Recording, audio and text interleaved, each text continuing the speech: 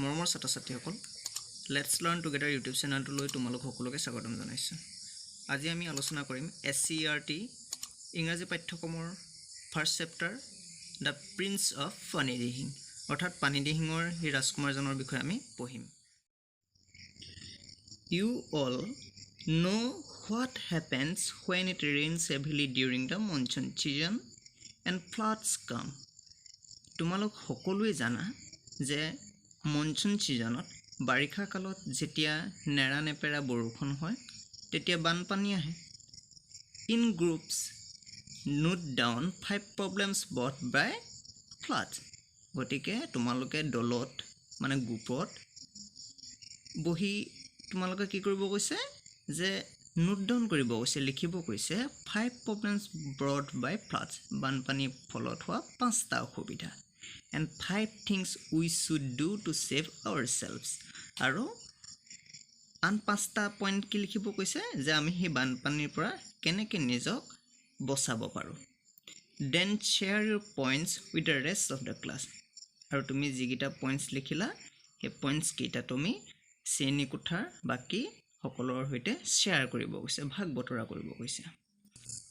Here is a story of a flood in a rural area called Sitolia. ইয়াত এটা চিতলীয়া গাঁৱৰ কাহিনী দিছে, বানপানীৰ কাহিনী। And how people responded to it, আৰু মানুহবোৰে সেই বানপানীৰ সৈতে কেনেকৈ মোকাবিলা কৰিছিলে সেই কাহিনীটো দিছে। আফটাৰ ইউ ফিনিছ ৰিডিং, পাঠটো পঢ়াৰ পিছত compare Euro answers with the story, তুমি যিকেইটা যে লিখিছিলা সেই এনচাৰ্ছখিনি পাঠটোৰ সৈতে তুলনা কৰিব কৈছে। হাউ মেনি থিংছ ৱেৰ চিমিলাৰ, কি বস্তু একেই হৈছিলে, পাঠটোৰ সৈতে তুমি লিখা উত্তৰকেইটা কিমানটা একেই মিলিছিলে, সাদৃশ্যতা আছিলে। ব'লা আমি লাইন বাই লাইন পাঠটো পঢ়ি যাওঁ আৰু আমি ভালকৈ পাঠটো বুজি লওঁ।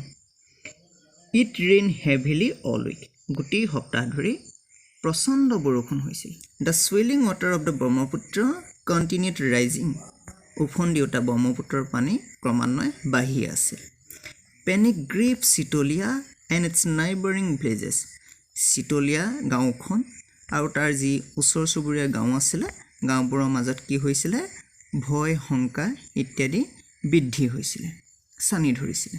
খগেনছ own village Borgaon was not far from there, আৰু খগেনৰ নিজৰ গাঁওখনৰ নাম আছিলে বৰগাঁও, সেই চিতলীয়া গাঁৱৰ পৰা বৰ বেছি দূৰত নাছিলে। এইটো হৈছে ফাৰ্ষ্ট পেৰেগ্ৰাফটোত দিয়া কথাখিনি।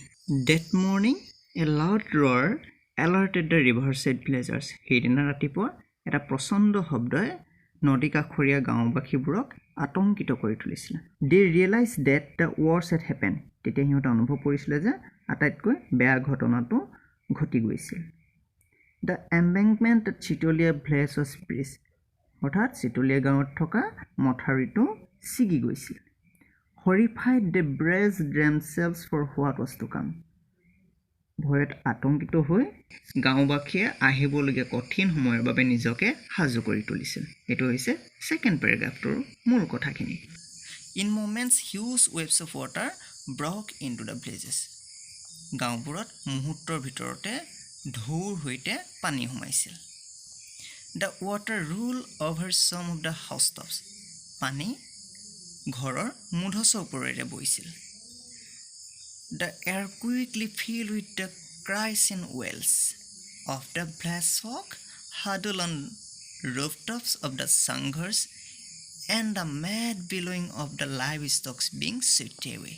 কি কৈছে এইডোখৰত যে যেতিয়া গাঁওখনত পানী সোমাইছিলে সিহঁত আতংকিত হৈছিলে আৰু কি হৈছিলে, বতাহত কেৱল কি ভাঙি উঠিছিলে, মানুহৰ চিঞৰ বাখৰ কান্দোন ইত্যাদি ভাঙি উঠিছিলে আৰু মানুহবোৰে ঘৰৰ মূধচতে থোপ বান্ধিছিলে, চাংঘৰত সিহঁতে মূধচত থোপ বান্ধিছিলে আৰু সিহঁতৰ যিবোৰ লাইফ ষ্টকছ আছিলে মানে গৰু ম'হ ছাগলী আছিলে, এইবিলাক লাইফ ষ্টকছ বুলি কৈছে, উটুৱাই নিয়া দেখি সিহঁতে বলিয়াৰ দৰে হৈছিলে, বানপানীয়ে উটুৱাই নিয়া দেখি সিহঁতে বলিয়াৰ দৰে হৈছিলে।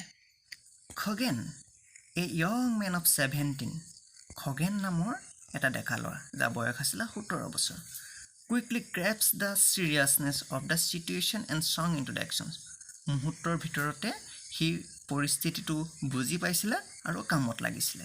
The village folk and even his classmates, গাঁওবাসী আৰু তাৰ সহপাঠীসকলে নিতাই পুখুৰী কলেজৰ কি কৈছিলে, তাক call him the prince of Panidihing, তাক পানীদিহিঙৰ প্ৰিন্স বুলি কৈছিলে, ৰাজকুমাৰ বুলি কৈছিলে।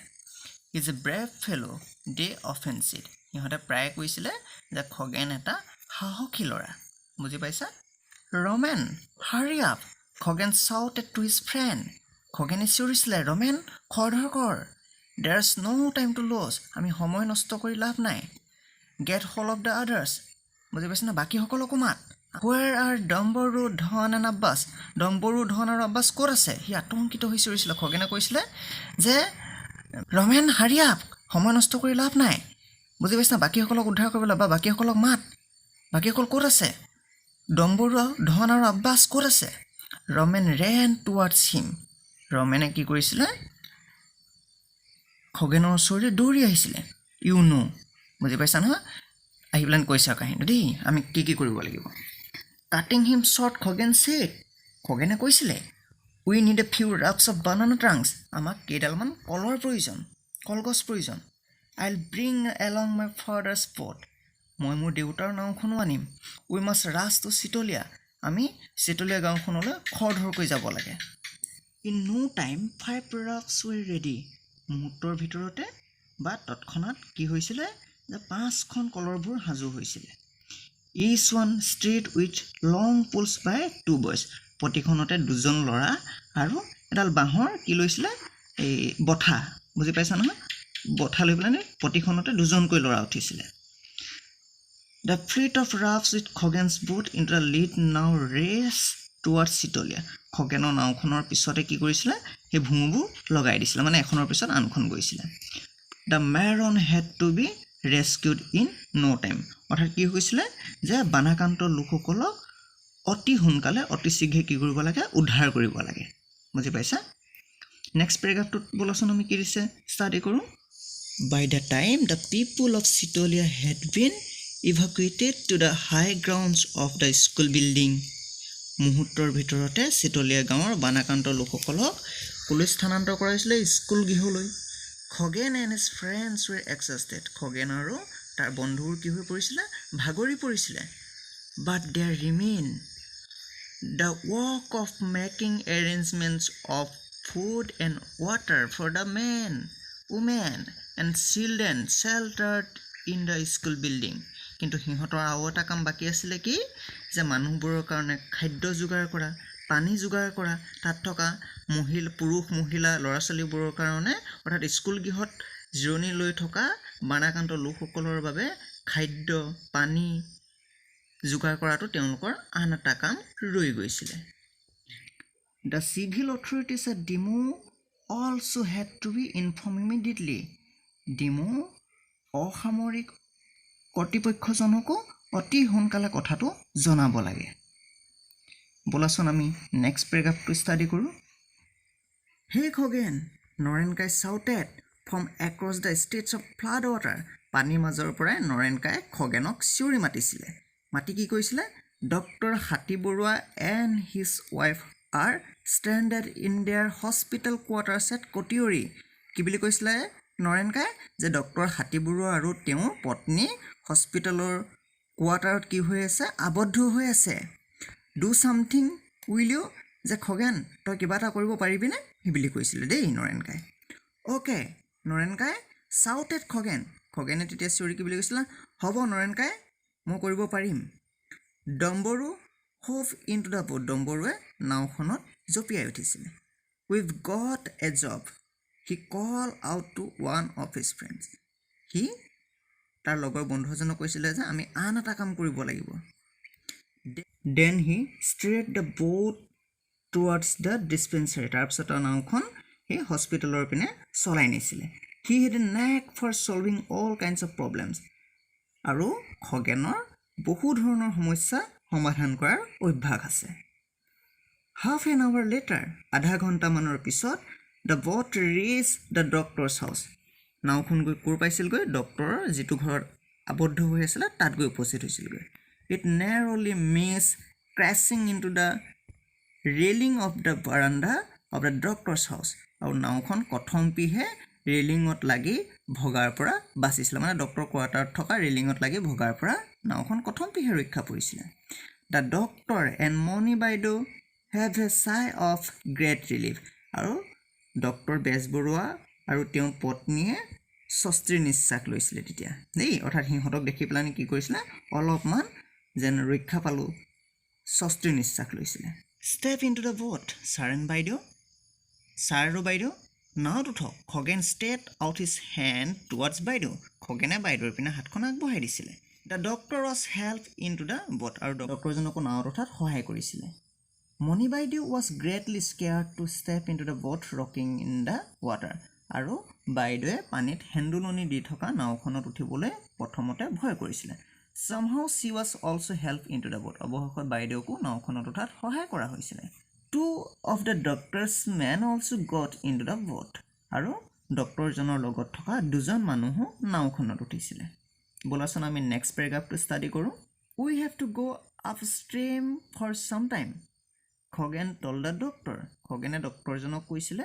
যে আমি পানী সোঁতৰ বিপৰীতে যাব লাগিব The boat was now quite heavy কাৰণ নাওখন এতিয়া বহুত গধুৰ হৈছে with 6 persons and the doctor's bag ডক্টৰজনৰ বেগটোৰ সৈতে 6জন মানুহ নাওখনত উঠি আহিছিলে নহয় গতিকে কৈছিলে যে আমি এতিয়া সোঁতৰ বিপৰীতে যাব লাগিব but it moved on steadily আৰু নাওখন কি কৰিছিলে বুলি কৈছে দৃঢ়ভাৱে গৈছিলে গতি কৰিছিলে দেই are you still scared বাইদেউ আপুনি এতিয়াও ভয় খাই আছে নেকি ডম্বৰু asked the doctor's wife playfully ধেমালি সুৰত সুধিছিলে ডম্বৰুৱে যে বাইদেউ আপুনি এতিয়াও ভয় খাই আছে নেকি she smiled বাইদেৱে হাঁহিছিলে no not when you two are around she said কিয় ভয় খাম তোমালোক দুটাচোন আমাৰ আশে পাশে আছে আমাৰ ওচৰতে আছে আমি কিয় ভয় খাম বাইদেৱে বুলি কৈছিলে the boat took a U-turn now it began to move swiftly with the current নাওখনে তেতিয়া এটা U-turn লৈছিলে আৰু পানী সোঁতৰ লগত খৰকৈ যাবলৈ আৰম্ভ কৰিছিলে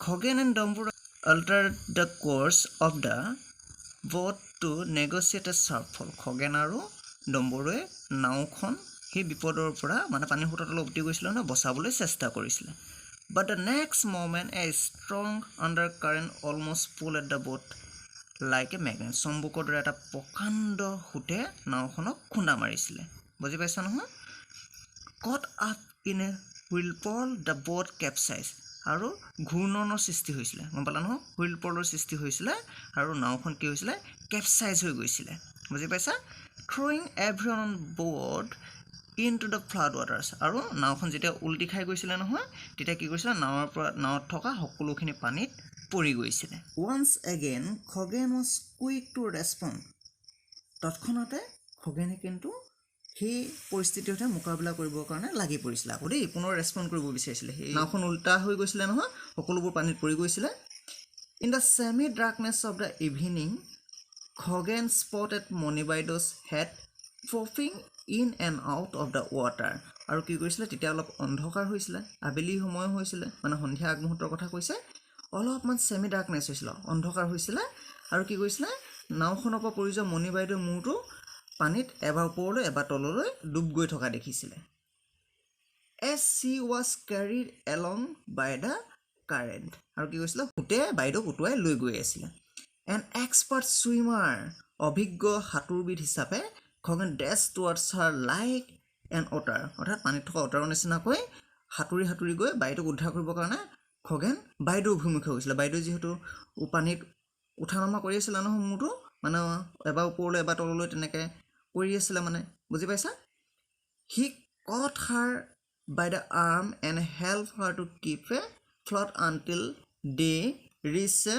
mount above the flood water আৰু বাইদেউ বাহুত ধৰি পেলানি সেই সোঁতৰ সৈতে সাঁতুৰি কোনো এক ওখ ঢিপ পায় নেকি তালৈকে যাবলৈ চেষ্টা কৰিছিলে The doctor was also rescued ডক্টৰজনকো উদ্ধাৰ কৰা হৈছিলে and carried to the mount আৰু সেই ওখ ঢিপটোলৈ লৈ অনা হৈছিলে Dumburu and the two other men somehow managed to catch hold of the capsized boat. Dumburu আৰু বাকী দুজন মানুহে কেনেবাকৈ সেই কেপচাইজ হৈ যোৱা নাওখন ধৰিবলৈ সক্ষম হৈছিলে যিখন নাও কি হৈছিলে dead had almost been swept যিখন নাও সোঁতত উটি গৈছিলে এই নাওখন কোনে ধৰিবলৈ ধৰিছিলে ডম্বৰু আৰু বাকী দুজন মানুহে দেই ডক্টৰজনৰ লগত অহা বাকী দুজন মানুহে বুজি পাইছা নহয় they also managed to bail out the water with the tubs tied to the boat আৰু নাওখনত ভৰ্তি হৈ থকা পানীবোৰ নাৱৰ সৈতে বান্ধি থোৱা টাবেৰে সিঁচিবলৈ সিহঁতে চেষ্টা কৰিছিলে বুজি পাইছা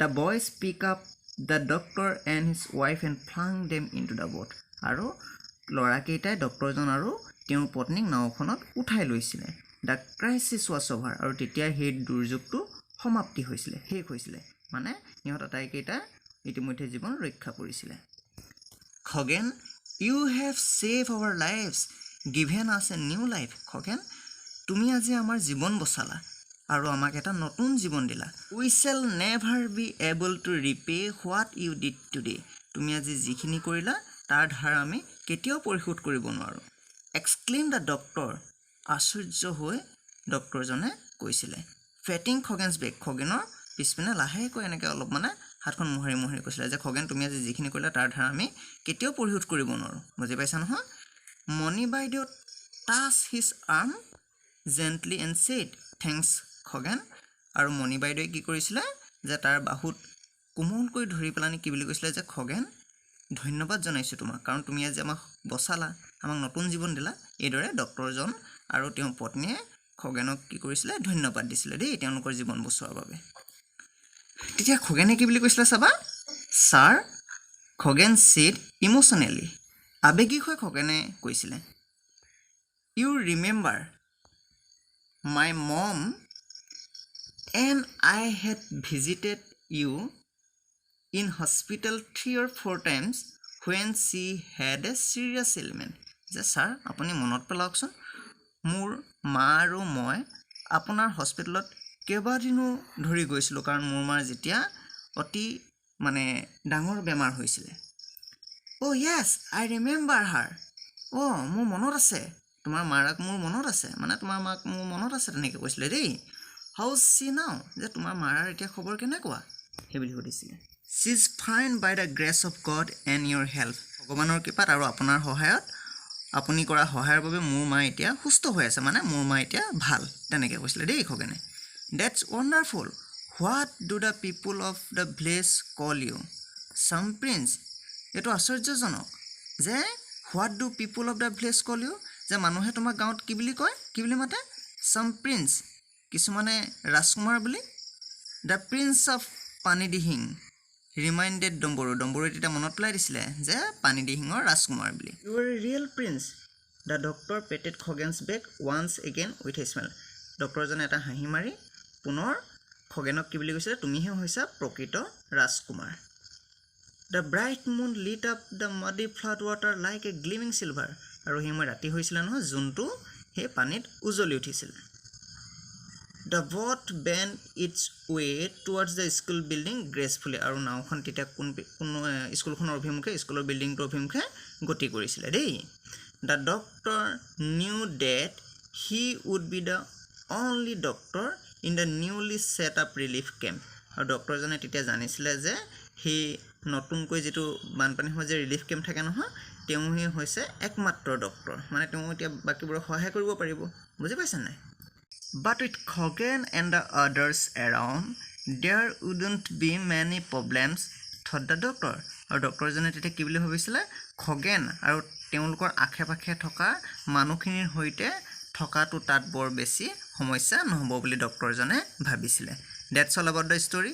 কাহিনীটো ইমানে মৰমৰ ছাত্ৰ ছাত্ৰীসকল ডেছক্ৰিপশ্যনত মোৰ হোৱাটছআপ নম্বৰটো দিয়া আছে তোমালোকে হোৱাটছআপত মোক এটা মেছেজ দি তোমালোকৰ প্ৰশ্ন উত্তৰখিনি যদি প্ৰয়োজন হয় ল'ব পাৰিবা আৰু তোমালোকে চেনেলটো ছাবস্ক্ৰাইব কৰি দিবা আৰু ওচৰতে থকা বেল আইকনটো প্ৰেছ কৰি দিবা যাতে তোমালোকে আহিবলগীয়া প্ৰতিটো ভিডিঅ' তোমালোকে প্ৰথমতে লাভ কৰিব পাৰা ধন্যবাদ